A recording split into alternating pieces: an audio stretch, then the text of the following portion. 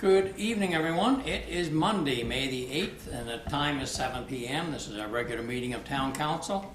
I'd like to welcome all of our councillors here with regrets from Councillor McCrae, who was not able to be with us because her sister passed away last night. We send our condolences to Councillor McCrae and the family. Also welcome to our CAO, Jeff Baker, our Deputy Administrator, Wendy McKinnon, our Municipal Clerk, Kim Casely. Welcome as well to Chief Sutherland and Constable Jordan Fulford. I just about missed it. Welcome. We have guests here tonight, and I'll welcome the two of our guests from the Provincial Credit Union, Tracy McEwen and Kerry Burton. Welcome, and we'll have you on here in about item number 4, so we'll be talking to you soon. And also we have a couple of guests, Adrian Wedge and Nick Andrews here as well. So welcome to everyone. Also to those who are watching from home, welcome, and you will find all our information located on our website if you wish to follow along there. Before I start, I want to acknowledge that the land upon which we gather is the unceded Mi'kmaq territory and is covered by the historic treaties of peace and friendship, and we pay our respects to the indigenous Mi'kmaq people who have occupied this island for the past 12,000 years over past, present, and future. All right, just checking things. All right, very good. I was having a problem here with the mics. All right, the agenda, Council, is before you. Are there any? There's no additions or deletions to the agenda, so if everybody is okay, I would entertain a motion to adopt the agenda as circulated. So moved by Councillor Toombs, seconded by Councillor Doucette. All those in favour? Motion carried unanimously. Thank you. Any declarations of conflict of interest on any of the items that we were talking about tonight? Councillor Doucette. Yeah, thanks, Your Worship. Item 8.1.2 for me. So 8.1.2. Okay, we will thank you. try to remember that at that time, and if we don't, you'll remember. Thank you. All right. If there's no other regrets, we'll move right along into our delegation. We have a delegation here from the Provincial Credit Union, Malpeque Bay Branch. I will get used to calling it Provincial Credit Union, Malpeque Bay Branch. I'm still refer to it as Malpeque Bay Credit Union, but I guess I'll be forgiven here in Kensington at least, maybe not in Charlottetown. Anyway, tonight we have Kerry Burton, the manager, and Tracy McEwen. I'm not sure what your title is, Tracy, at the... I'm manager of retail services. Manager of Retail Services. I knew you had a new job, and they are here tonight. They have made a donation of funds to the police department to be able to enable them to buy a drone that can be used for policing services, and taking pictures. Also got infrared. I'll let Chief Sutherland or Jordan explain a little more about it. But at this stage of the game, I think I'll call on either Tracy or Kerry or both of you. If you wish to have a few words, we'll let you start. No, I'm just, we're just happy here. Do you want to just go to one of the mics there, please?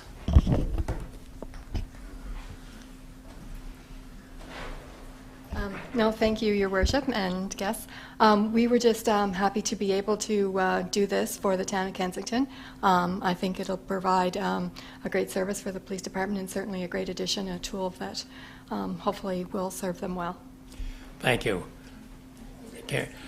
Well, we do. I know the chief will probably have something to say as well, but I know we do appreciate everything that the credit union has done for this community since you started, and I know you're continuing to give, and we thank you for that, and we are certainly very appreciative of being the recipient of one of your gifts, because that is going to be, I think, a great benefit to the police department. And I think what I'll do right now is turn it over to the chief and let the chief have something to say. Chief, do you want to go to one of the mics? Let me go, have to go around and turn around then. So first of all, I want to explain to you explain how we got here. So we did your off-site services since I came here, and we won't talk about how many years ago that was, but we did that, and then the service, you looked for another service because of staffing and that kind of thing, as I understood. So is it Brinks that does it now? Yeah, it was an audit deficiency, and so it was just time to be in compliance, and yeah. And, you know, it was nothing that anybody ever said, oh, geez, here we got to go do a run for the credit union, because it was we had a lot of loss, and, you know, there's a lot of great people worked over there and work over there now, and it's just been an all-out pleasure for the department. I don't think we never had an incident of any kind. We moved a lot of money when we did that, coming and going. So I want to thank you guys both for doing that. And we will put it to good use. And Jordan's just going to take the floor there just for a second, start it up maybe, and just perhaps show them what it's capable of.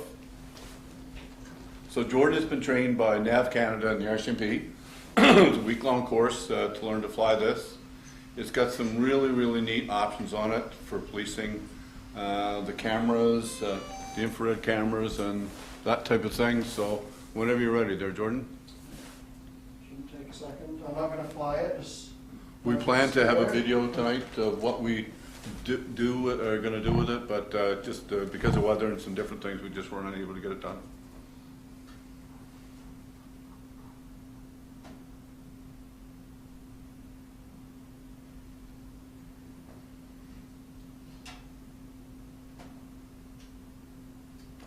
We'll have a demonstration at some time in the Yes, we will. future of once, Yep, I'm just going to move over. probably some pictures of the town, and we'll get them to show council. So, yeah, essentially, this drone, in my opinion, it's going to be best for search and rescue operations, police safety, that kind of thing. Essentially how it works, you see the 4 propellers on there, they all spin in unison, and we've got a little remote control here. It's all built in. The main screen shows the camera.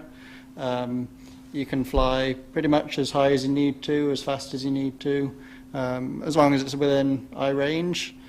The main feature of it is you've got your regular camera, and it's also got infrared. So I'm not sure if you guys can see that on here, but like I said, So very is that good Louis for- that's in bright red You're there? glowing there, Chief. So yeah, very good for search and rescue.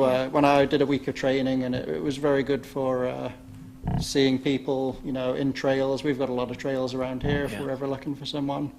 There are a bunch of other attachments we have for it as well. You can add a flashlight to the front of it.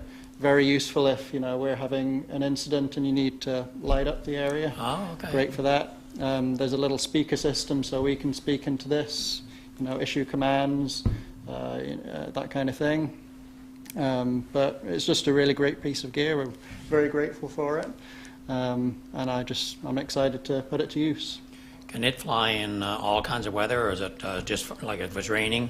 Can you So- take it out in rain? Yeah, so it depends on the situation, really. It's recommended it only flies in ideal weather, like low wind, that kind of thing. Right. But I have flown ones, and it's been, you know, very, very windy, and it functions just fine. As long as it stays in sight. Yep, exactly. Anyone have any other questions?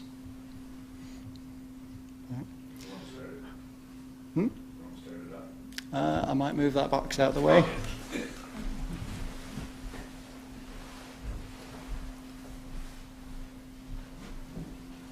Yeah, so like Jordan said, there will be many uses for it. We'll let it pick up. Oh no. So yeah, it's pretty quiet when it's in the air. It's got couple of different modes. It's got a sport mode if you want to drive it very fast for whatever reason. But it's nice. Yeah, good air conditioning. Yes. But no, it is a great machine, and I'm looking forward to putting it to good use. Jordan, when you said you could issue voice commands, do you mean to control it, or it will actually amplify your voice through the drone? So essentially, little attachment right here. It's just a speaker that'll fix right on top. We speak into the controller here, and it Okay. will speak through there. We'll be able to give commands to the ground. Can you listen if somebody's out? Can you hear them as well? No, that's the only downside. Just because of the propellers and the noise they make, it probably wouldn't pick anything up. But it is great for saying, you know, the police are here. You know, we're here to help or whatever. Yeah. So we've had, as funny, I think we've had to bring drones in before, and recently this last August, and, but we certainly, if we had this in circulation this winter, we certainly would have put it to good use every day, so it's gonna have some costs right away, so, but we'll get a nice video done, and so we're gonna video the whole town, and get it up, and I'm excited. It's probably the most interesting piece of equipment that we could ever really get. So, anyway, I'm gonna get off. Thank you, guys. Well, I think we should get a picture taken here. Yeah, too. nice idea. You wanna, What do you wanna do? Carrie and Tracy? You can take photos with it too. Oh, sure. Photos, videos, it's High resolution photo? good quality camera, yeah. The cameras, I forget where the cameras are made, but it's the top cameras in the world. Yeah. So how would you like to do the picture you're working? Well, I think, you there with the camera, I can see her getting lined up. Stand behind the drone Maybe and you get a can one picture of the here, drone. and you guys can all gather around the drone. Get behind the other side of it there. Chief, Why don't, Jordan? You don't need me in it. Well, sure, you come in. why don't they film on this side, and then I can do the picture from here, Okay. and then it's a Right, little bit right, more right, away. All right. Reorganize. Yep, very good. Let's, one of them. Whoa, Yeah, that's a good idea. my little child. What? Don't drop it. Drop it, Jordan. You drop it, you break it, you fly. It's a tour, though. It took a little bit of time to get it to tour, actually. All right, 1, 2, 3. And because I'm trained by a teenager. There we go. That's it. Again, thank you guys very much. Much appreciated. All right. Okay, thank you. Well, I'll have to get your written. And you're more than welcome to stay for meetings. We've been running meetings.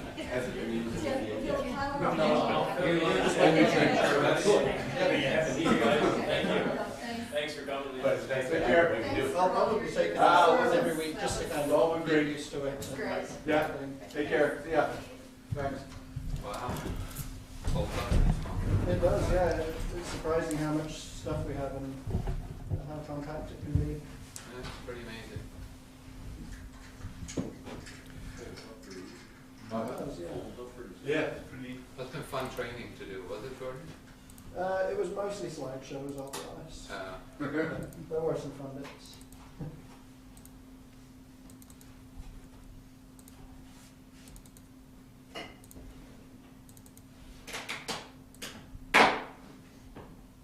Thank you. You're welcome to stay if you want. Oh, I got stuff to do there. Thank you guys. Good All right, night, Jordan. Afterwards.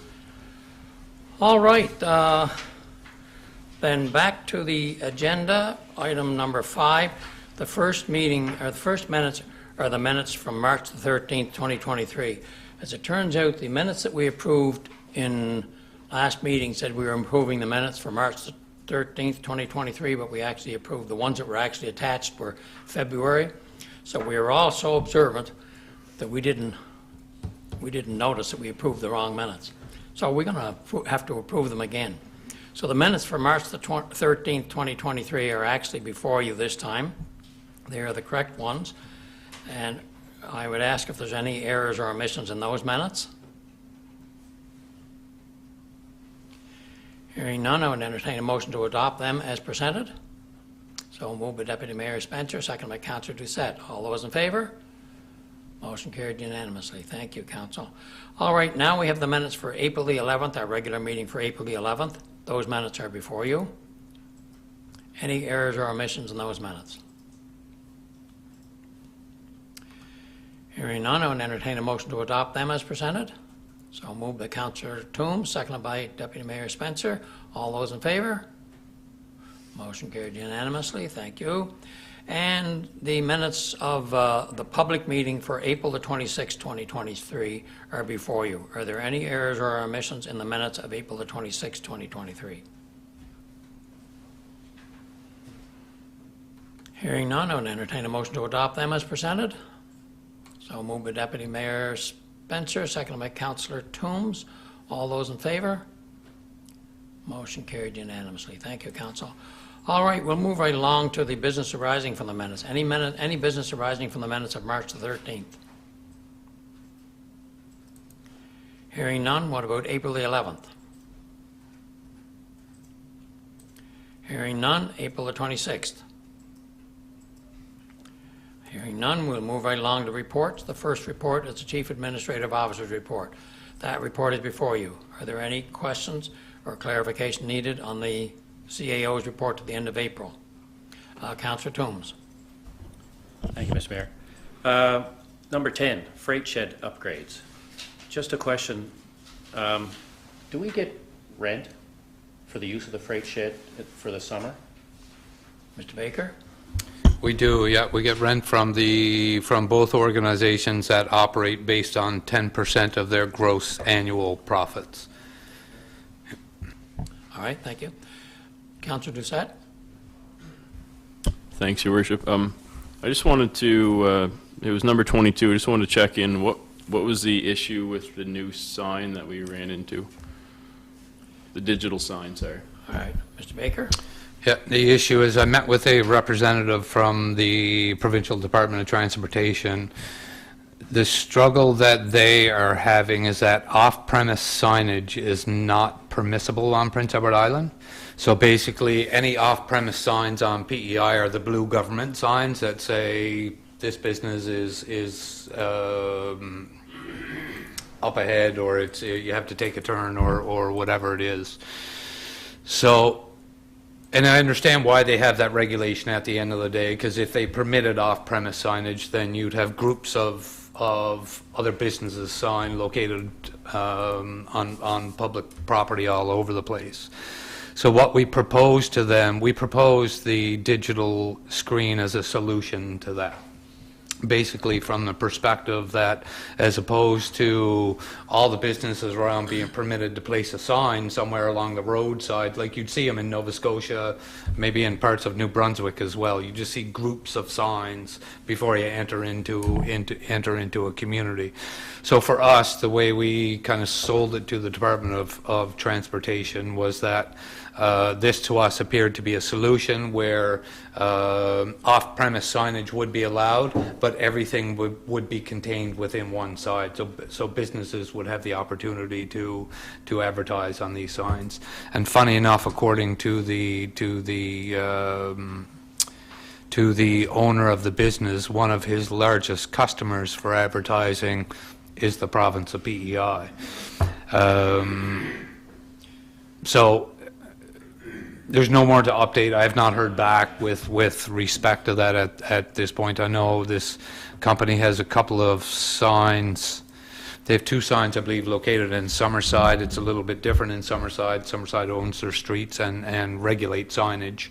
There's a couple other across the island, which I believe the Department of Transportation are actually looking into to determine whether or not they're going to keep them there or not. So I'm going to give it another little bit of time here, and then I'll reach out to them and see how they're getting on with being able to permit it. And I met with the Minister of Transportation, Honourable Ernie Hudson, when you were on vacation that day, and we did discuss this, and we reviewed what the policy was, and he was going to go back and try and he seemed to think that what we were proposing had a lot of sense. There are more downsides to not allowing it than there are to allowing it, so I'm hopeful that he will help push this thing through. Just to Yes. clarify, no, the location that we looked at was actually out behind the town hall here, on that little triangular piece of property where the generator is out back, and there were no issues with the location. It was purely a policy issue. Yeah. Any other questions, Council? Councillor Toombs? Number 12, the EV chargers. It's the one over at the original one over at the train station. It's still operational, correct? Or has it been kind of decommissioned?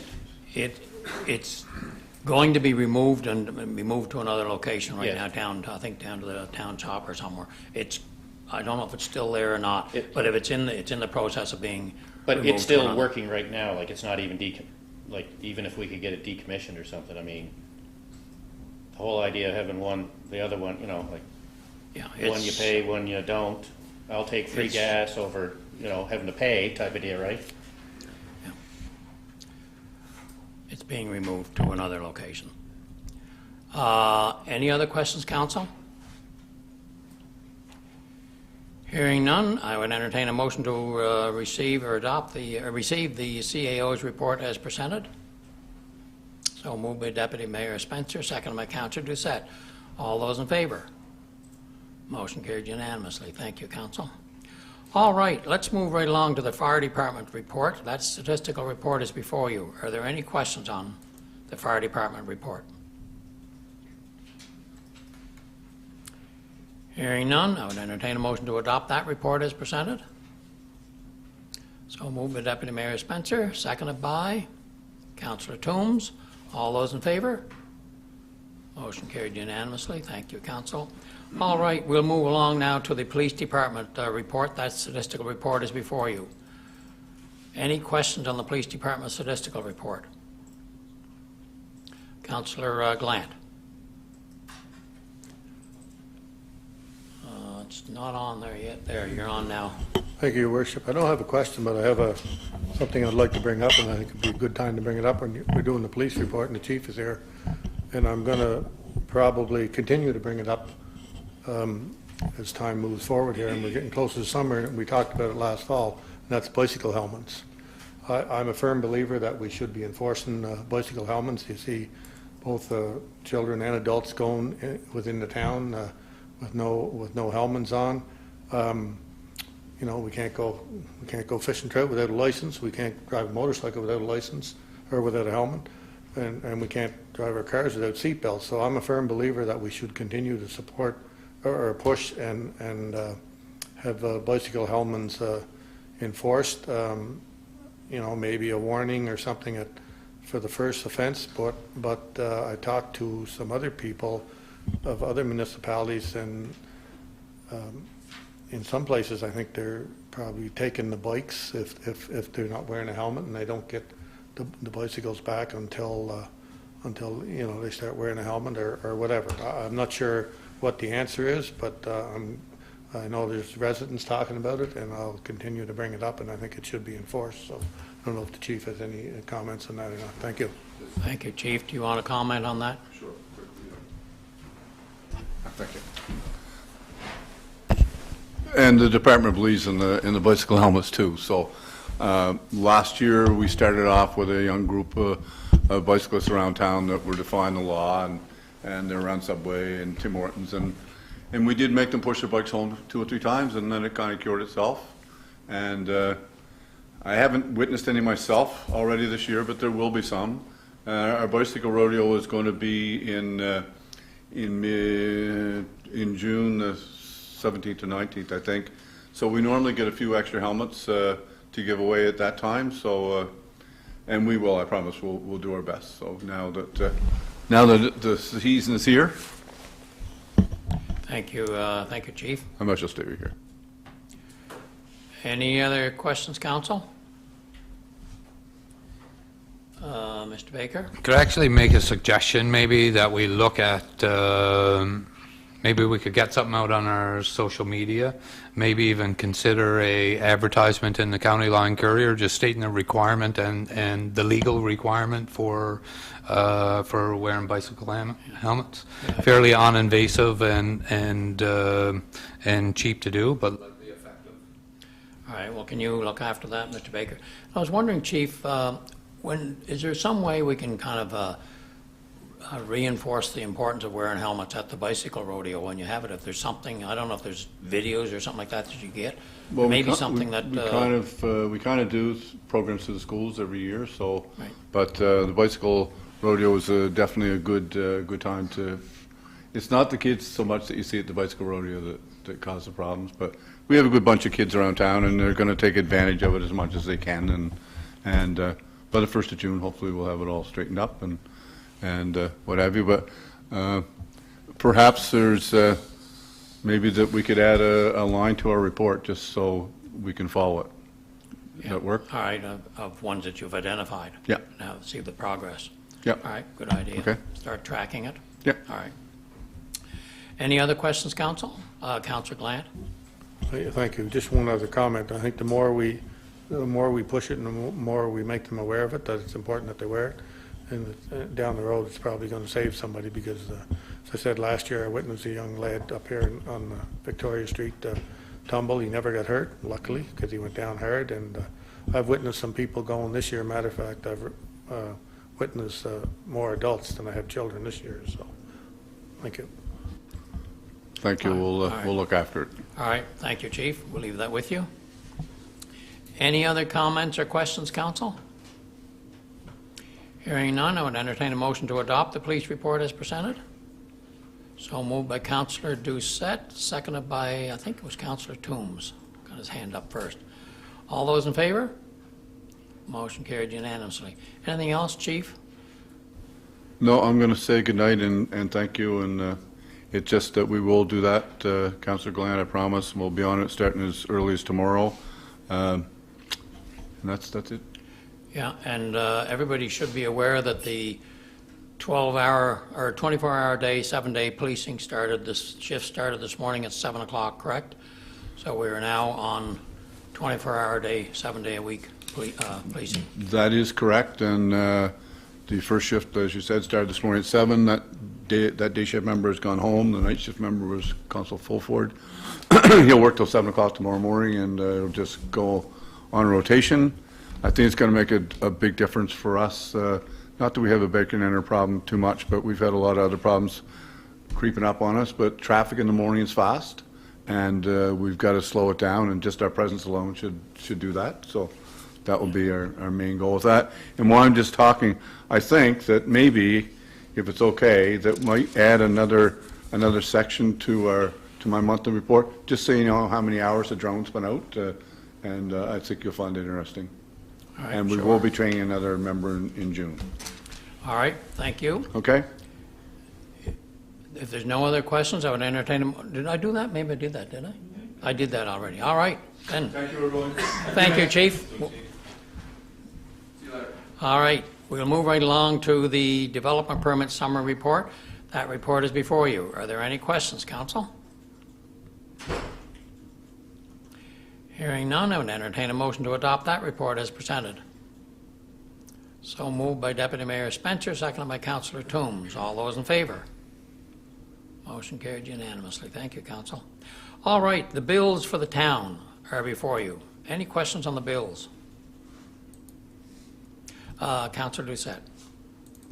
Yeah, thanks, Your Worship. I was just wondering what was the cost there for the RCMP agreement? I hadn't seen it before. I just wanted to know what that was.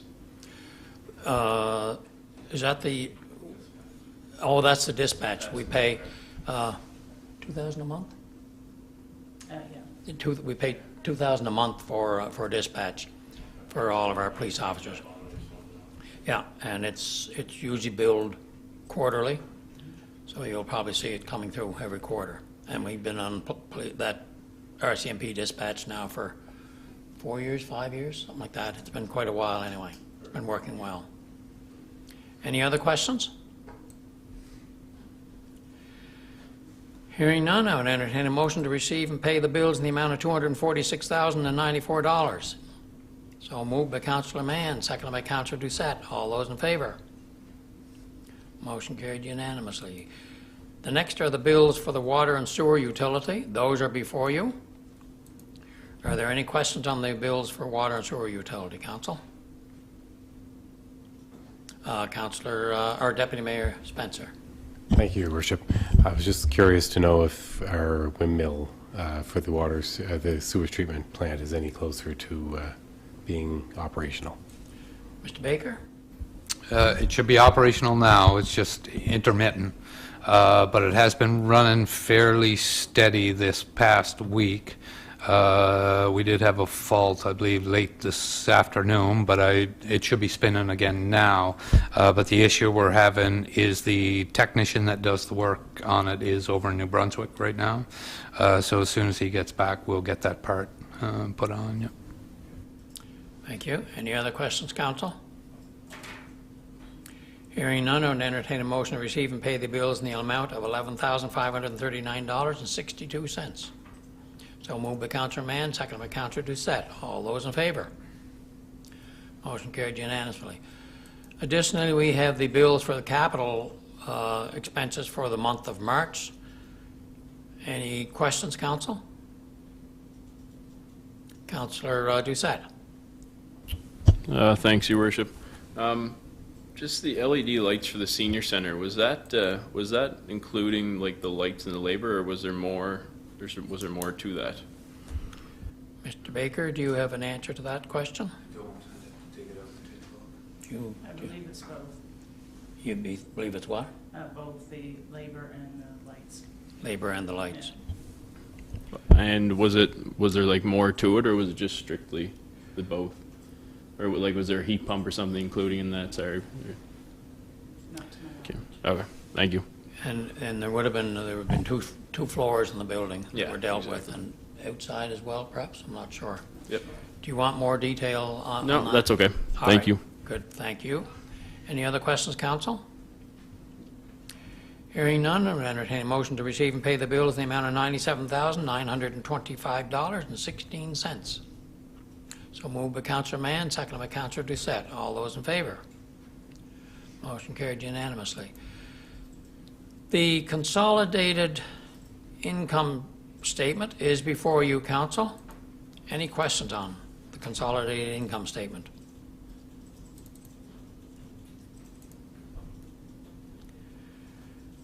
Hearing none, I would entertain a motion to receive and adopt that report. So moved by Councillor Glant, seconded by Deputy Mayor Spencer. All those in favor? Motion carried unanimously. Okay, we'll move right along to the Credit Union Center report. That report is before you. Are there any questions on the Credit Union Center report, council? Councillor Glant.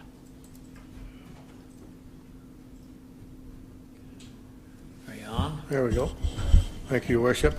Again, I don't have any questions on the report itself. Just some remarks I'd like to make regarding, and I guess probably with the Credit Union Center being under recreation, I guess maybe this would be the time to bring it up. I was going to bring a couple of them up later on, but I guess the first thing is I had some people mention the stands at the arena or not the stands, but the softball field bleachers. Yeah. And there's been a couple of them in pretty bad shape apparently.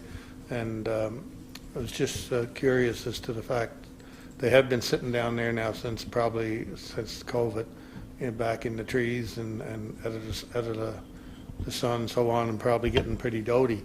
I'm just curious to the fact how often those things are checked, and in my opinion, they should be checked regularly. But if we're looking at new or possibly new stands, I assume we would be at some point in time if these bleachers are getting in bad shape. I sent pictures off to everyone there earlier this evening. I was up at the high school last night, and I noticed the bleachers they have down by the track, by the soccer fields, and just wondering maybe if we're looking at something new, and we should be, if they're in that bad a shape, maybe we go with that type of bleacher, and that's something that would last for years, and you wouldn't have to worry about them breaking or rotting out or anything like that. So just wondered what everybody's thoughts were on that. Just a comment on the bleachers. I know Mr. Wood was in meeting with Mr. Baker today, and I was there too, and he was going to be looking at them and checking them all out today. I don't know that there's any kind of report. You probably haven't got a report yet, have you, Mr. Baker? I know that is being investigated right now to make sure that they are safe, and whether there's any repairs or replacement or anything has to be considered. But Mr. Baker, do you have anything further to add? Yeah, so I got an email from the Minor Ball Association last week. I guess they had a meeting, and there was some concern expressed at the meeting around the state of some of the bleachers. And they do check them regularly. They had them poked away because of COVID, and they couldn't have them out. But Robert had sent me a quote today for about $600 in lumber to be able to fix up the 5 sets of bleachers. So they are working on that, yeah. All right. So they'll be safe then, for another year, hopefully. Yes, Councillor Glant? I was wondering, will they be moved back up then in the appropriate areas, like behind the backstops or somewhere closer to the ball fields for people to use? I would assume that they'll move them back up to where people sit to watch games, yeah. All right, any other questions, council? Yes, Councillor Glant? I have one other thing, and that's and I guess I could bring it up at this point in time instead of later. It's regarding, and we are, I assume, and I think we still are, we're looking after the pickleball and tennis courts at the high school. Right Yes. now. So and I see, and I was up there actually, the nets have been put up this year, and I thought they were new nets last year, but I could be wrong, and if they were, they're in bad shape. And they're not put up properly, by the way. They can't really be used there now the way they are. I'm not sure what day they put them up, and they haven't put the windbreak up all the way around it yet, either just in one end, and it's also starting to fall down. But the nets themselves are like all the cord and so on to keep it tight. They're all busted and broke, and I thought, like I said, I thought they were new nets last year, but maybe they weren't. Is that the windbreak ones you're talking about, windbreak nets? No, I'm talking about the tennis nets. Oh, the tennis themselves, nets. yeah. Oh, And they're, right now they can't, well, you can't play tennis up there, and there's no way of winding them up tight. They put them up, and I don't know if they sagged after that because of the quality of the equipment there, and there's nothing to wind them up with. And again, that's something, unfortunately, if we're going to do it, in my opinion, we need to check it, periodically, maybe 2 or 3 times a week, and make sure they're in good condition so people can use them. And again, the windbreak is only up in one end. Maybe they just didn't get time to put it all up. I don't know. And the other thing, and I think I brought it up, I did bring it up to Robert as well, and I think I might have spoke to Jeff about it back a couple of weeks ago regarding the fencing on the back side. If they're playing tennis and or pickleball in there, there's about this much of a gap between the fence and the pavement, and just on one end, and of course the balls keep, so I'm not sure. I looked at it last night, and I think the best bet would be to try and have someone come in with the proper fencing and either add a piece to the bottom or stretch the stuff that's there and bring it down to the pavement, rather than trying to fill that, because it is a pretty big gap. I don't think you could ever fill it with anything to make it look right, or even with soil, it just wouldn't work, I don't think, so. I know that Mr. Baker's been talking to them on that, and I'll see, do you have anything to add as to what's being done, Mr. Baker? I know, I can't recall if we bought tennis nets new last year or not. I don't know. I think the only thing we bought were pickleball nets, as far as I know, but I can check into that. As far as them being put up poorly, I'll go up and take a look, and if they need to be reinstalled. You are correct, the windbreak, only about that one side was installed simply because Graham was here by himself and Robert was on vacation, so that's on their docket to do this week. And the solution that they have proposed to me for the gap between the fence and the asphalt, I initially had asked them to look at placing some topsoil up there, but they come back to me and said that's not going to work. First rainfall is going to wash that out. So they got some wire meshing down at the rink that they were going to roll out along there, and they were going to kind of bury it and try and work it into the existing grade to stop the balls from going down through there. So if that doesn't work, then they'll take a look at something else, then I gather. All right. So you're going to check into the nets, and all right. Any other questions, council? Hearing none, I would entertain a motion to receive and adopt the Credit Union Center report to the end of March. So moved by Councillor Toombs, seconded by Councillor Glant. All those in favor? Motion carried unanimously. Thank you, council. Okay, the next report is the mayor's report. That report is before you. Are there any questions on the mayor's report? I think everything's pretty well straightforward. If there's no questions, I would entertain a motion to receive and adopt the report as presented. So moved by Deputy Mayor Spencer, seconded by Councillor Doucette. All those in favor? Motion carried unanimously. Thank you. All right, let's move right along to the Federation of Prince Edward Island Municipalities. Councillor Mann, congratulations on being elected to the position of representative for cities and towns. Do you have anything to report? Thank you, Worship. Well, actually, the last bit, it was just our AGM was held at Eastern King Sportsplex down in beautiful Surrey. And as you mentioned, I was voted back onto the board with an election at the AGM. We had great discussions and even better lunch. Yes. And on the downside, it didn't win any prizes. So. I know, but Deputy Mayor Spencer won. Yes, he did, but he didn't share. He didn't share. That was duly noted. That's all I have, Your Worship. All right, thank you very much. Any questions of Councillor Mann? Hearing none, Councillor McCray is not here. I don't think there's anything new for the Chamber of Commerce anyway. Deputy Mayor Spencer, do you have anything new to report on the 55-plus games? I know there's been stuff going on behind the scenes. Yes, thank you, Your Worship. I did speak with Corinne Pickering today, and there is quite a bit going on behind the scenes. She has got a tentative schedule, which she's currently working on. There are some sponsorship and volunteer letters coming out soon. I think there will be one coming to the town for the barbecue, I think, that they sponsored last year, looking to see if we can do that again. So we should get that probably for the next committee council meeting.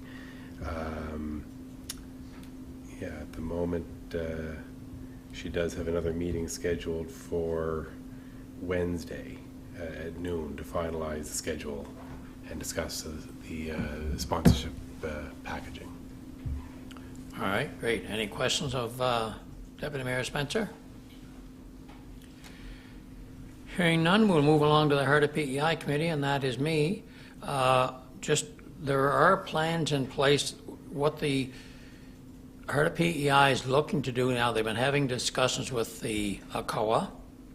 They're tentatively planning to have some sort of a, I think it's going to be a caboose. They're trying to build a caboose. They're trying to find a location where to put it. It would be a stopping off place, a place to take pictures and everything else. Coming into the town, they're looking to try to get something coming in from the Charlottetown area road specifically. They're looking to try to find some place that where it might be on town-owned property or on provincial-owned property. That discussion is ongoing. They're looking at the design of it right now, and they're trying to get together, find a piece of land. As a matter of fact, there's a meeting tomorrow morning with the Heart of PEI Committee and Honorable Matthew McKay and myself tomorrow to discuss further and trying to find a location. Anyway, it's just, there's nothing firm to report other than that there is still ongoing work. And there's money available from ACOA if they can come up with the right plan. Are there any questions? All right, move right along to new business. The first item of new business is the request for decision number 2321, which is the ATV Federation request, letter of support. We have had discussed this in Committee of Council. We've had our public meeting. We've had lots of discussion. Council, are there any questions or clarifications needed on what is being proposed tonight? Councillor Glad. Thank you, Worship. I missed the Committee of Council meeting and the discussion on it, but I was reading up on it here, and I support giving a letter of support to the ATV people, and it was a great public meeting we had, and a lot of good discussion, and we had some residents had some legitimate concerns in their thoughts, and but I guess like I said, I'm in support of sending a letter in support of the group, but what I am disappointed in is the fact that the province again continues to go to municipalities and get their support before they make a decision themselves. And that's, I had a couple of people in town bring that up to me as well, and one lady after the meeting that night. But it's just, like I said, I support what we're doing, and support the ATV group of what they're trying to do. And but again, I'm disappointed that the province always goes, and not only this municipality, other municipalities as well, and and want their support before they make a decision. And in some cases, maybe if a provincial politician gets, gets some feedback, bad feedback after the decision is made, then that politician would say, well, the town wanted it, or the town of Cornwall wanted it, or the town of Kincor wanted it. So that's why we did it. So I guess that's the only disappointing part I find about it, is that, again, the province always tries to go through the municipalities before they make a decision themselves, and I just wanted to note that, but I do support the letter. I'm not so sure, I may be mistaken, and Mr. Baker may be able to clarify this, but I thought it was the ATV Federation that approached us to want to try and strengthen their argument to the province. I don't think the province didn't come to us looking for the letter of support.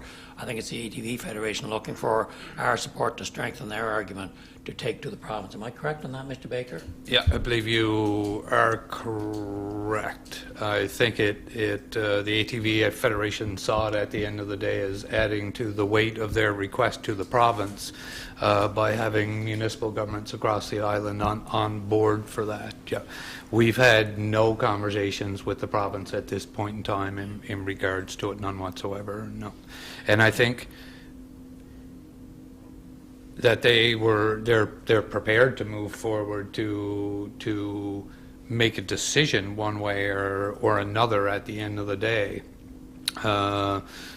with or without municipal support letters. But I believe, again, the request came from the ATV Federation to kind of add weight to their application, and I think the Federation has approached municipalities all across the island really to look at providing letters of support.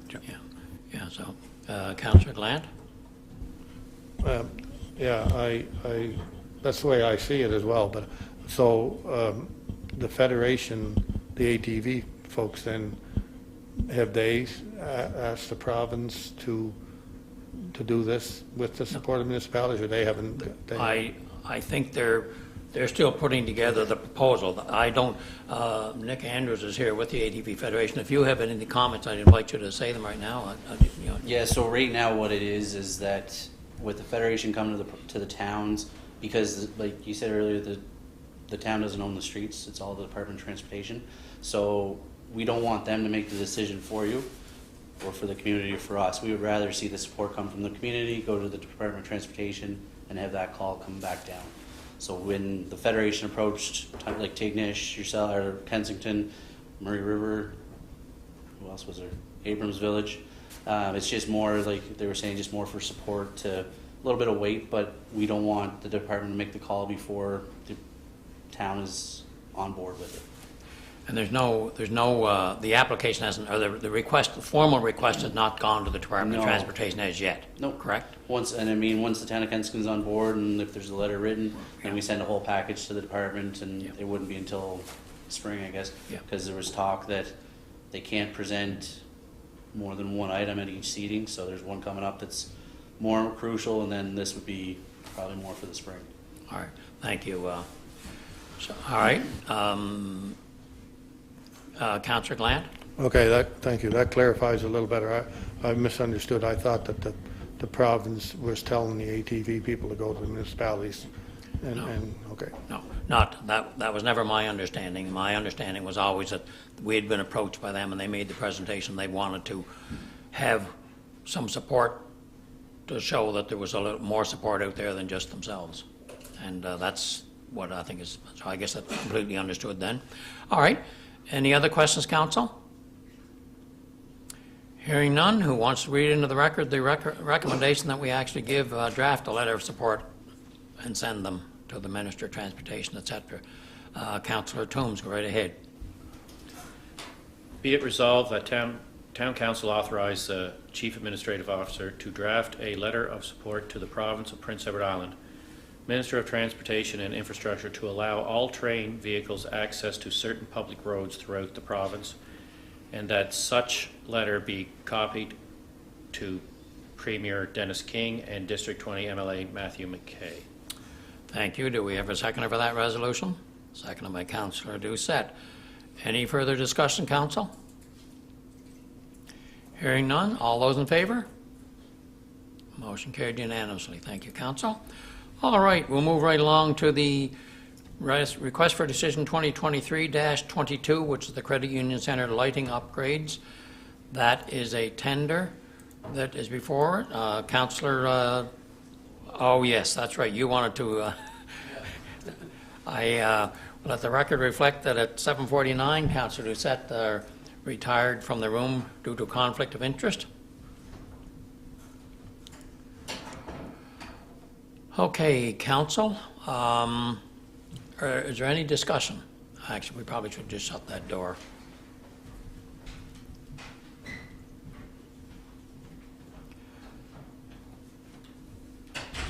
So there were tenders went out for this project, and we received how many quotes? I think it was five quotes, and the quotes are before you.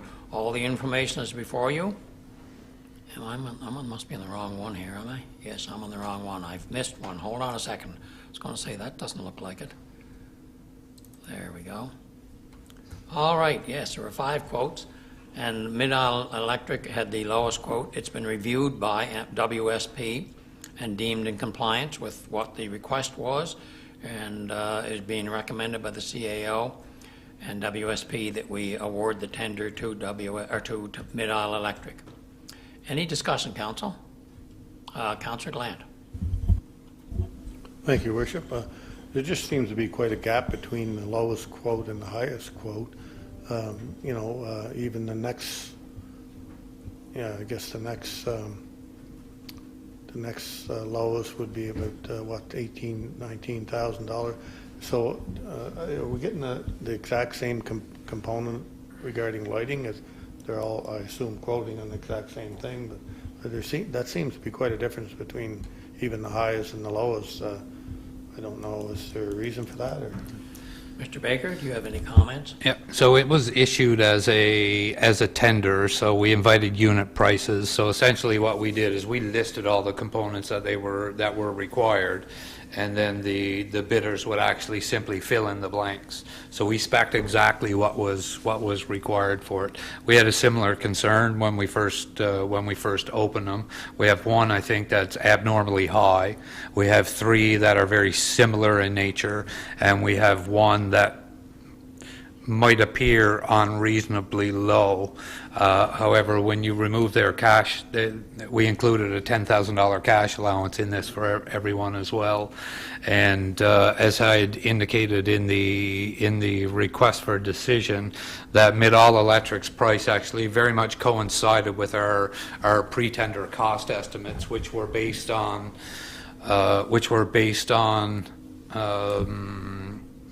material or based on costs provided by manufacturers of the lights and an estimate for labor rates. So based on that, we're prepared to go forward and issue it to the low bidder, Mid-Isle Electric.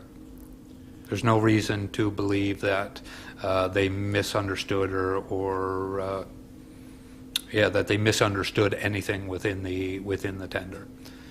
And Mid-Isle Electric have done a lot of the electrical down there as well, so they're probably the most well-versed of what the facility currently has, correct?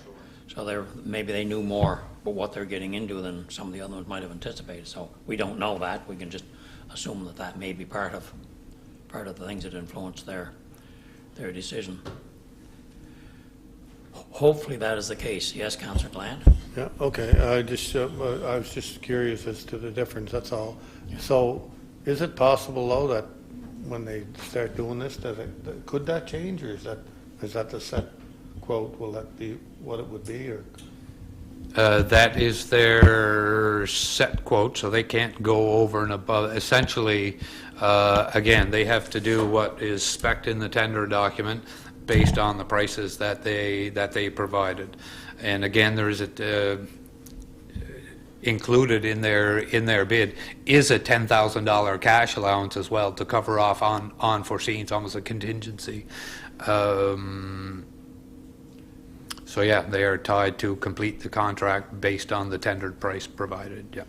But if there was anything that was over and above, that would be something that would be signed off and agreed to by If staff there's- and WSP. Anything that's uncovered, and that's why we put contingencies and cash allowances in, is to cover off on unforeseens. Yeah, there's no, if something unforeseen, even with the cash allowance that's included, if anything unforeseen comes up, then there is a process that we have in place that the contractor has to communicate to us, has to provide us a price. We would have to issue a contemplated change order, then issue a formal change order. So there's a whole process involved in scope changes for tendered projects. Yeah. Any other questions, council? Hearing none, who would like to read into the record the resolution? Deputy Mayor Spencer. Be it resolved that Kensington Town Council award the contract for the Credit Union Center lighting upgrades project to Mid-Isle Electric as per their tender submission in the amount of $43,792, including HST. Thank you. Do we have a seconder for that resolution?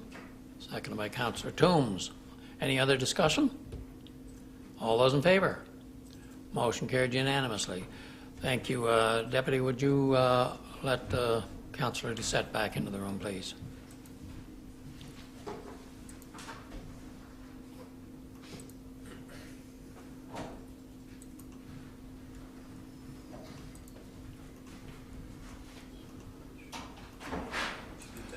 You can leave that open there, Councillor Doucette. All right. Thanks for joining us. Thank you. Night. Okay, we are now into request for decision 2023-23, which is the consolidation of lands of Bruce Bell. That information is before you, council. Any questions? Any clarification? Mr. Baker? So council did make this a condition when we considered the initial variance, if you recall. We approved a 66% variance on the side yard, and a condition of that is that the properties be consolidated. So this is essentially just meeting the condition that town council placed on the development. Okay, who would like to read into the record the resolution? Councillor Toombs, go ahead. Be it resolved, the Town Council approve Consolidation Plan Number 20257-C01 as the plan of consolidation for PID number 80861 and PID number 766711, being lands of Bruce Lee Bell. Thank you. Seconded by Councillor Gallant. Any discussion? Hearing none. All those in favor? Motion carried unanimously. All right, move right along to request for decision 2023-24, which is the Development Control Bylaw and Official Plan Amendment for PID number 747790. This sounds like one that Councillor Mann might be ready to read. What? He's getting ready for it. Any discussion, council? The first resolution, of course, is the official plan amendment, and then we go into resolution number, reading it, and then approving it, the formal part. Any discussion? Let's read into the record who wants to volunteer to read into the record the general land use map amendment resolution? Councillor Mann, you're trying to duck your head, so that's dangerous. You like the long ones, I know. Yeah, I know I was looking at those short one-liners, but I figured this one had my name all over it. Yes, there you go. We like to save them for you. All right. Whereas a request has been received from the owners of a property located along Barrington Street, PID number 747790, to change the land use designation of the property from its current single residential R1 designation to multi-unit residential R3, to facilitate the construction of 2 4-unit residential buildings on the property. And whereas a public meeting to solicit comments, feedback from the public was held on April 26, 2023, in accordance with the PEI Planning Act and the Town's Development Control Bylaw. And whereas town staff have evaluated the application in consultation with DVA Consulting and are recommending that town council proceed with the official plan general land use map amendment. Be it resolved that Kensington Town Council approve an amendment to the general land use map that is part of the town's official plan to change the land use designation of PID number 747790 located along Barrington Street from its current single residential R1 designation to multi-unit residential R3 to facilitate the construction of 2 4-unit residential buildings on the property. Thank you, Councillor Mann. Do we have a seconder for that resolution? Seconded by Councillor Doucette. All those in favor?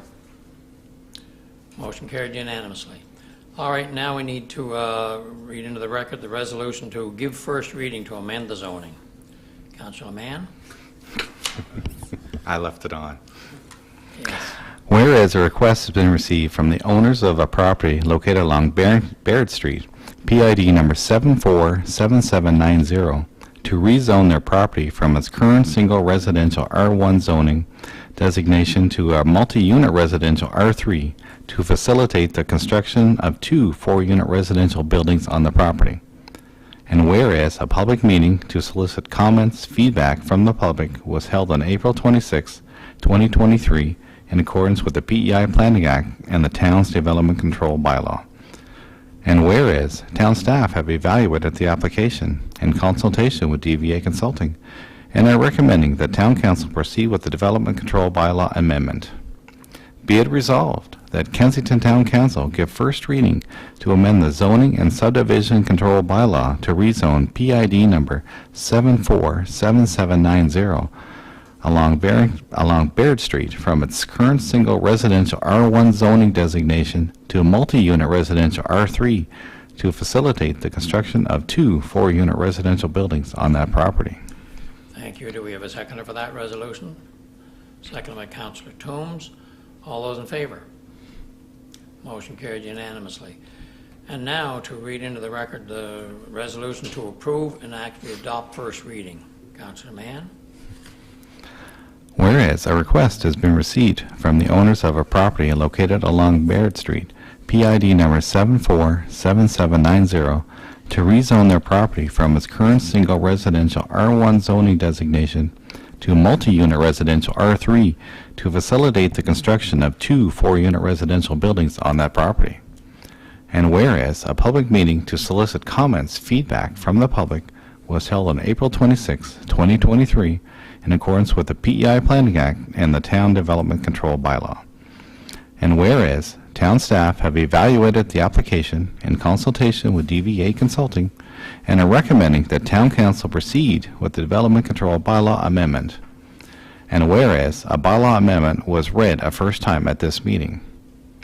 Be it resolved that Kensington Town Council formally approve and adopt first reading to amend the Zoning and Subdivision Control Bylaw to rezone PID number 747790 along Baird Street from its current single residential R1 zoning designation, multi-unit residential R3, to facilitate the construction of 2 4-unit residential buildings on that property. Thank you. Do we have a seconder for that resolution? Seconded by Councillor Doucette. Any discussion? All those in favor? Motion carried unanimously. Thank you, Council. That's missing the word 2 in there. Where? It should say single residential 2, multi-unit residential R3. Yeah. Mr. Baker will correct that. I was stumbling on that when I got it. I said, that doesn't sound right. Yeah. He'll correct that before we get into the next meeting when we have 2 of them to read.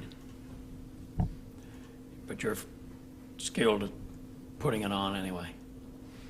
All right, we'll move right along to request for decision number 25, 2023-25, which is a request for private laneway naming for M&S Rentals Incorporated. That information is before you, Council. Any questions or any discussion? Yes, Councillor Glant. So that's up, the new units going up back at Brookins? Yeah, up the end of, at the end of Brookins Drive, there's a private laneway into that new parcel. So they are required for, because of 911 and emergency vehicles, they want a want that laneway actually to be given a name, and it's a private laneway, so. So that would be maintained by them all the time, like Yes. as far as, Private laneways are essentially, Essentially a driveway. yeah, essentially a driveway, but it's, a private one is named by them, yes.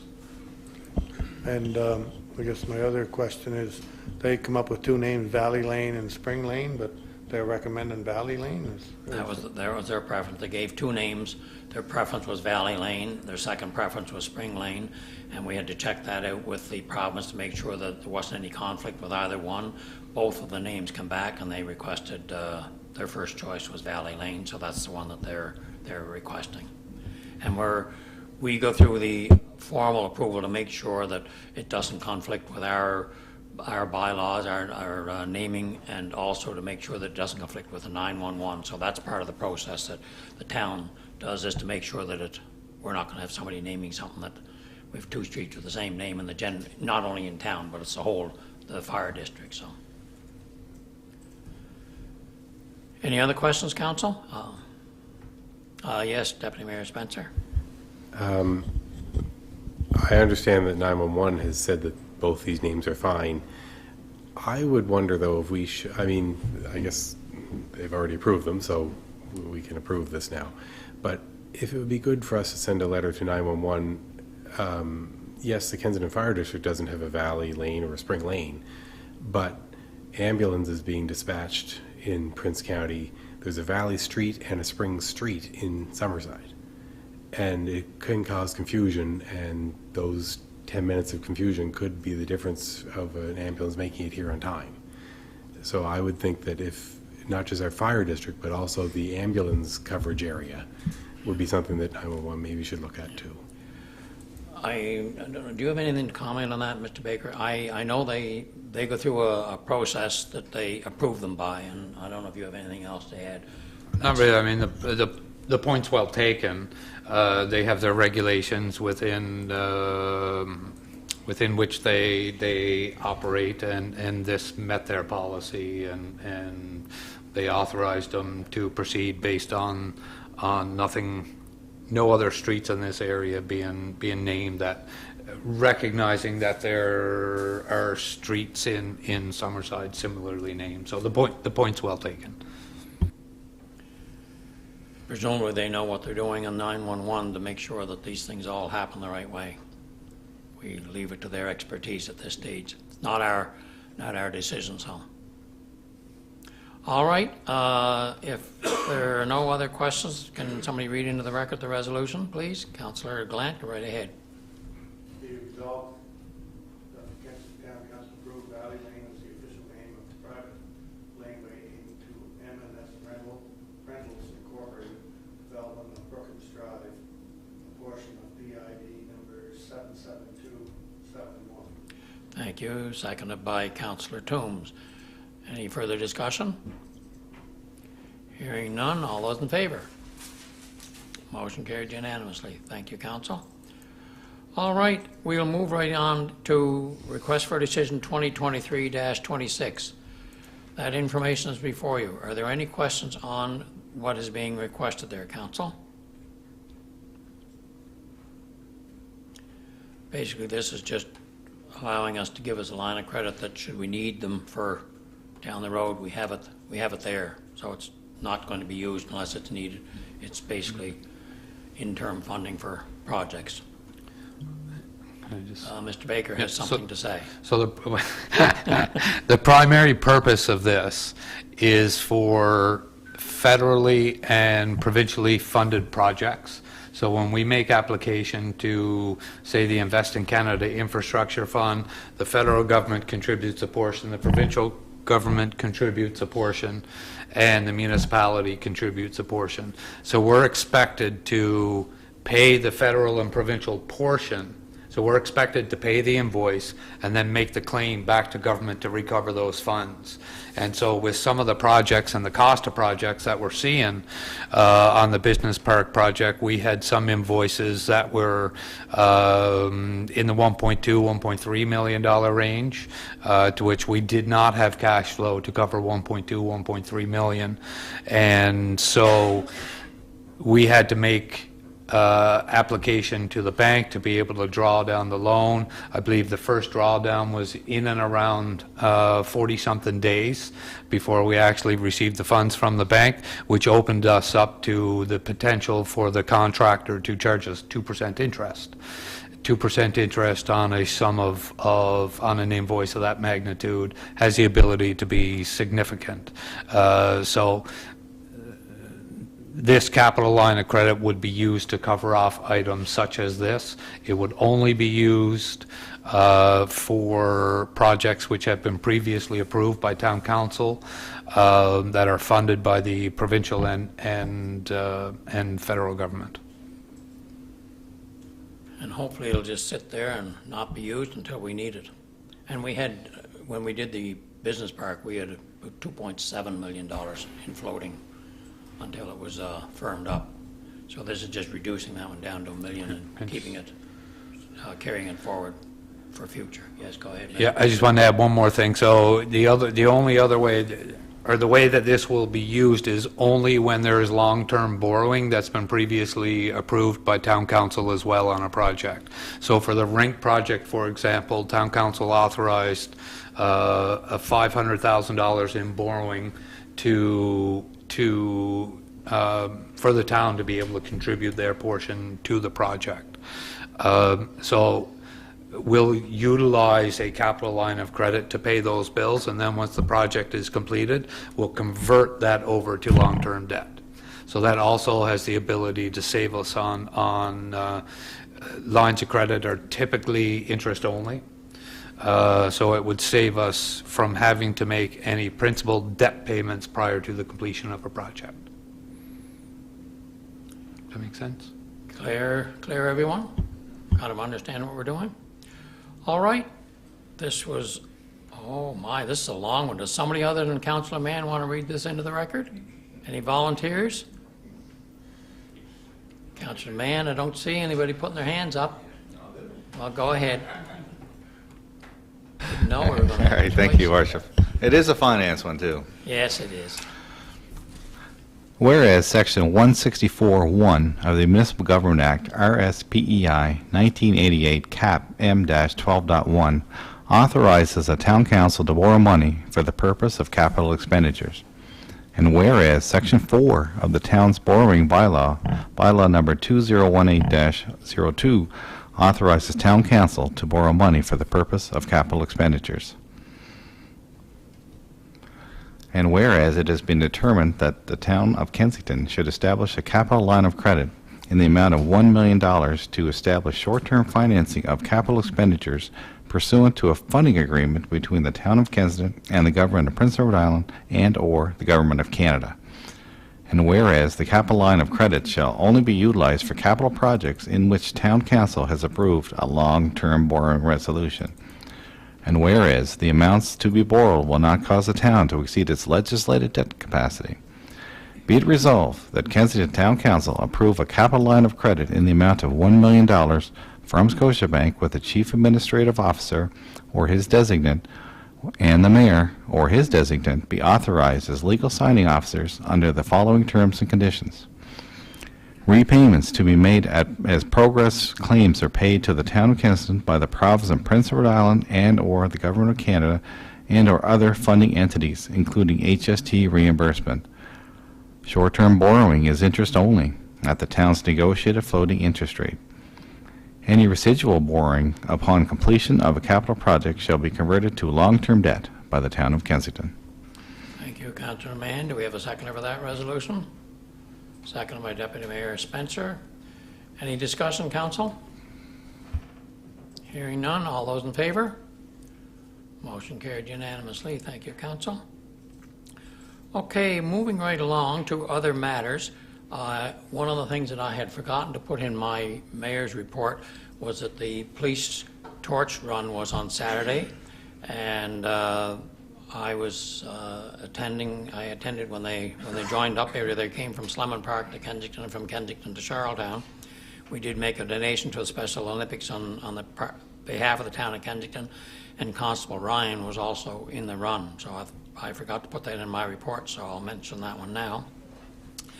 You can mark your calendars for the Family Violence Walk, which is taking place on May the 18th, starting at 12:30. We'll be meeting right out in front of the Town Hall here. Town cleanup is this Saturday. We are looking forward to all of you showing up, and if there's anybody listening at home who wants to come and help us clean up the town, we are looking forward to all kinds of, the more hands we have, the better it is, because on that same particular day, the People's Cemetery also have a cleanup scheduled for that same day, so some of them will be out there and some of them hopefully will be here. Councillor Toombs is trying to decide which one he's going to be at, and I think he's going to the cemetery one. The Fishing Derby is scheduled for Saturday, May the 27th. Mark that one on your calendars. And also just a reminder to council that on Monday, coming a week from tonight, we have the presentation from the Discovery Center starting at 6:30 p.m. Those are all of the items that I had. Oh, I know, I think I had one other one. This week is, it's, what's it called? Emergency Preparedness Week this week. So I just want to acknowledge that this is Emergency Preparedness Week. And there are some, in that box at the end of the council chambers here, there are some brochures on preparedness. So. And I think there's a session taking place tomorrow from 1 till 3 at the Credit Union Place in Summerside, if anybody wants to attend, on emergency preparedness. All right, council, any other matters that you have? Okay, Councillor Doucette. Thanks, Your Worship. Just a couple things. I don't know if many of them are home listening right now or not, but I just wanted to say a few words about the Vipers and just kind of congratulate them on a really good showing and representing the town here at the Don Johnson Cup. They did end up the runners-up, but had a tough game in the final and had a really good showing. Also, I just wanted to thank Mr. Baker. I did see, or I had a couple good compliments from the ball fields getting rolled as well, and even the dugouts looked great. Just took a quick rip by there. So, what else do I got here? Also, a question. I was wondering, did anybody ever get over to the Roy Painter Park, Mr. Baker? I just wanted to. Mr. Baker, go ahead. Not yet. It's still on the to-do list. It will be dealt with. It's on the list. Okay, thank you. That was it for me. All right. I think Deputy Mayor Spencer, I believe you were next. Was there anybody over here? Thank you, Your Worship. Just wanted to double check the bicycle rodeo. Is that? That is scheduled for, I believe the chief told me when it's in June, so I wasn't planning to, I didn't mention it tonight. I think it's on the 19th. No, it's on the 17th. Saturday the 17th. Okay, and that will be at the Credit Union Place? Credit Union Center. Okay. Thank you, Your Worship. Any other questions or other matters, Council? Councillor Toombs? Just regarding the new business park lots, we're advertising those ourselves, correct? Correct. Should we think about like we have realtors in the area? Should we look at maybe dividing up a few lots and letting them get them on the listings and stuff like that, and it might get out there even more so? We've had some interest, but we do want to control. We don't want to develop and sell them all too fast. We want to have infrastructure, and we don't want people moving and living in Summerside. We want them to develop here. So there's such a thing as selling too fast before we're ready, but there's more information that we'll share with you as we can. That's all I can say right now. That's fine. All right. I hear what you're saying, and yes, but we don't want to sell them too fast, because we need to. The worst thing that could happen is we sell all the lots, and everybody, all the jobs come into here, and they all go and live in Summerside because there's no place to live in Kensington. So there's a fine balance, because we want them to develop and live here, and we want them to go to the schools here. So there's such a thing as selling them too fast before we're ready. Well, I'm not so much as that, I'm just, you know, like, if it's listed through more of the realtors, like some that way, there might be further reach outside the province and stuff too, right? Like Kensington might not be much on the map, but if they're looking in real estate guides and things, or, you know, I don't know if we wouldn't be in there. We have talked to the realtors, and they all know that if somebody comes along and has an offer, we are more than willing to talk to them. We've expressed that we have made that known to them, so they are aware of that. All right? Councillor Gallant. Just to Councillor Douce, that's, you mentioned about the dugouts, and I think we had talked about it last fall or whenever we were talking about building new or putting new dugout fenced dugouts up. Maybe that we could have windbreaks put up in them as well, like something like the tennis courts. I think it'd be a good idea, and then obviously taken down once the fall rolls around again. It would be good to have those dugouts with a bit of a windbreak on them. And there's kids in there, and if it is a windy day, you know, it puts them out of the wind a bit whenever they're participating. That's just one thought. And the other thing is regarding this summer, I noticed on the report there is some ball tournaments coming here this summer, it looks like, and I think maybe that senior tournament that we had here last year is the possibility of coming back, and hopefully it does come back, because I think it was a great draw for the town.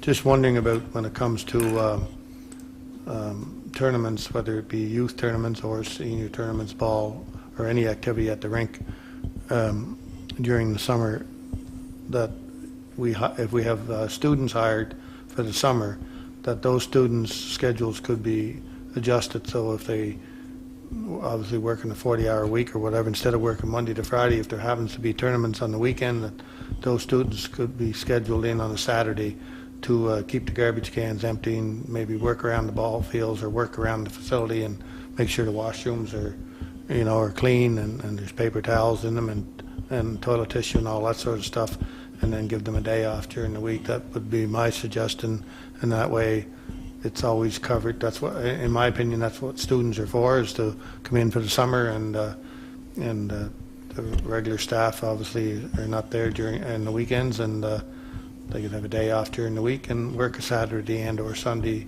and make sure we have someone there to look after the facilities when people are using it. Thank you. Was that the Eastern Canadian softball tournament you were talking about? Yeah, Mr. Wood already has that in his report, that it is already booked for September the 8th to the 10th, so. Do you have any comments, Mr. Baker? Well, council does have a policy that if a tournament would like staffing during the weekend, that there is an hourly charge for that. Yeah. And so I don't know if council wants to consider changing that policy, or we certainly do, like even for the Eastern Canadian tournament, they were offered staff and declined staff is my understanding. But so Councillor Gland? I understand the policy, but again, summer students are hired. I don't think that would be breaking away from our policy. If there's one or two students down there for the summer, and we had a ball tournament on the weekend, that student wouldn't be working extra hours. They'd just be getting a day off during the week and working a Saturday or Sunday, just as they do in any other business. Have them where I work. Students work Saturday and Sunday, or work Saturday. We're not open on Sunday, but lots of businesses, summer businesses, they have the students work on the weekend, and they give them a day off during the week if they work a Saturday. And I don't think that would be interfering with our policy. We're not putting our regular staff in there to work. We're putting the students that are hired for the summer to work. That's the way I see it anyway. I can just comment that the rate that we were charging was student rate. It wasn't the cost of our staff. It was the student rate that we were charging. So that's what they were paying for, was a student rate. And that was what the policy that was put in place by council 3 years ago, I guess, that the rate was set for so much for the field and so much for if they wanted to have staff. And some of them would hire the staff and some wouldn't. They chose to do it themselves. But one of the things that we do need to take a look at before the next season is just what the format is going to be going forward. And I know the rate that they're on right now, everybody's running under the 2022 rate. The rate has not changed for 2023, so it's staying the same. And I know Mr. Baker and Mr. Wood were talking today about what to do and how to structure this for going forward, and they're doing some research on it. I don't know if you have anything else to add. I suspect that there's going to be a proposal coming forward to council for the consideration for the next 2024 year for rate structure. But just for your information, the rate that was being charged was student rate, not management rate. I guess, again, I understand all that, but if we're hiring students for the summer, can we not schedule a student on a Saturday and or a Sunday? If there's something happening down there, they're getting paid for a 40-hour week, so they take Friday off and they work Saturday, or they take Monday off and work Sunday, or whatever the case. It's not costing the town any more money. The student is still getting his pay, he's just working a different day. Any comments, Mr. Baker?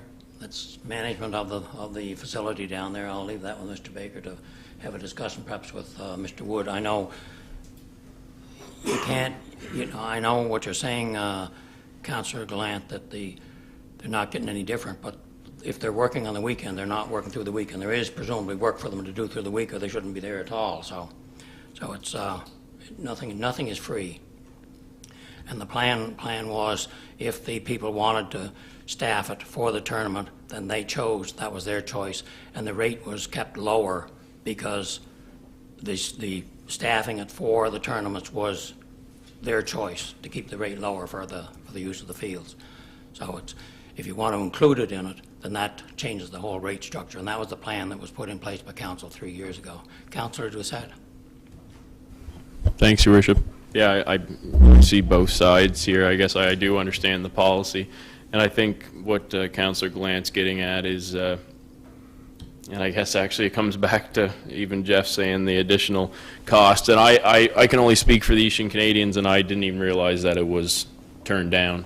But I've heard, not just from that tournament, but other tournaments, about the cleanliness of the bathrooms and all that stuff.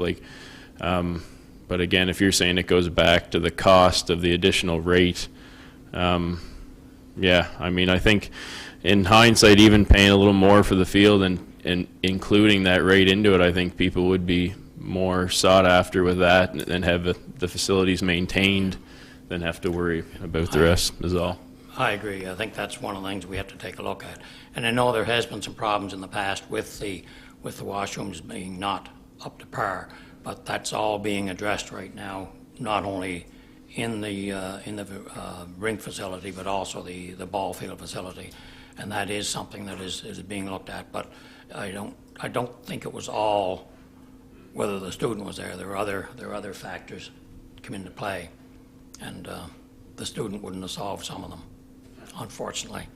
The nature of the washrooms was part of it, as we all know. Any other comments, Council?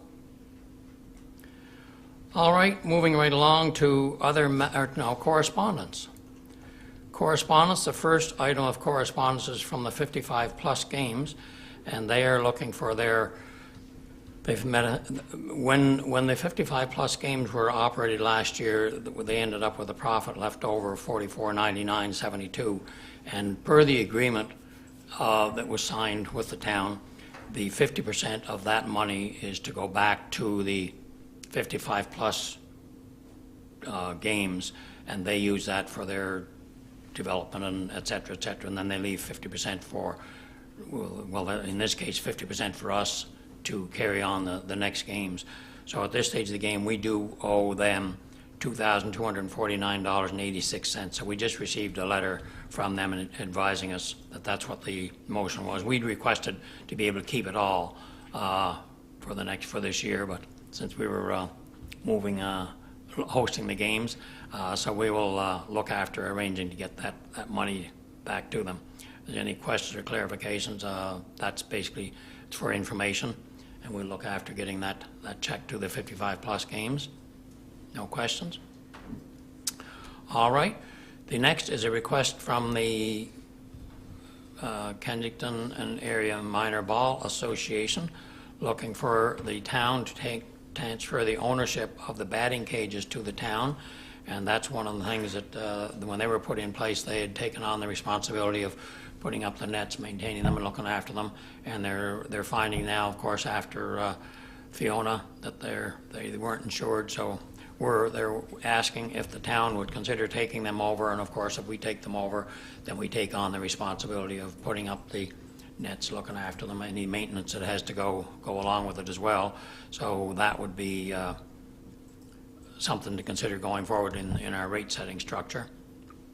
I believe from Mr. Baker's point of view, I think the recommendation is that we would consider assuming them and adding them to our assets unless council has some issues. Councillor Toombs?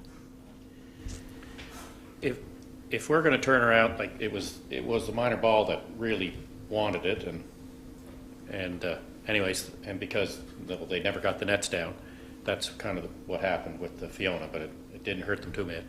The best thing to do is, if we're going to have to take care of it, and why not just add a fee for so much a year for the we can tack onto the minor ball for like $50 or $100 for the season, and that'll go to, since we're having another item we have to take care of. And then if we need clips and things like that, we can, might not be an expensive thing, but. Yeah, and I think that's when Mr. Baker and Mr. Wood are looking at the new rate structure for the next year. This year, it's set in place. But unless council wants to say, yes, we'll take it on, we want to bill them for a fixed amount for this year, which is always a possibility, or do we want to take it on and look at trying to put them into place for our 2024 year, and have it included, or whichever way it's come forward for council to consider. What's the wish of council? Councillor Gland?